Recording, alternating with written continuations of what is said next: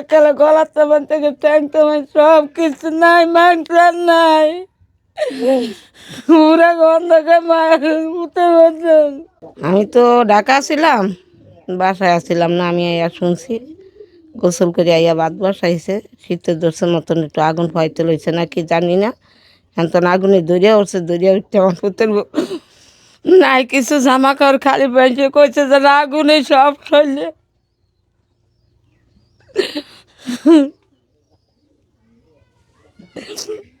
আগুন ধরে উতের হয়ে গেলে গলার তামান থেকে ট্যাং তামান সব কিছু নাই, মাংস নাই, পুরা গন্ধকে মায়ের উঠে বলছে।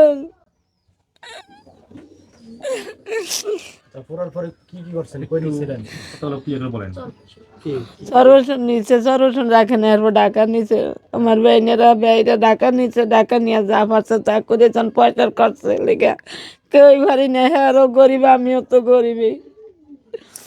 পয়সা লেগে আমরা চিকিৎসা করতে পারি না। কি বলতে স্যার আপনি বলেন একটু, আপনি বিষয়টা খুলে বলুন যে আসলে আপনার ছেলের বউর সাথে আগুনটা কিভাবে লাগছে এবং কতদিন হয়েছে। এখন একটু শুরু থেকে বলেন, আমরা ক্লিয়ার বুঝতে পারি না ব্যাপারটা আপনার।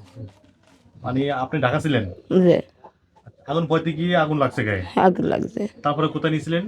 সর্বস্ব নিচে, হ্যাঁ, চবরা নেওয়ার পরে ঢাকা নিচে, তারপরে টাকা তো লই আইছে। ঢাকাতে কেন আনছেন? তাহলে চিকিৎসা করতে পারি না,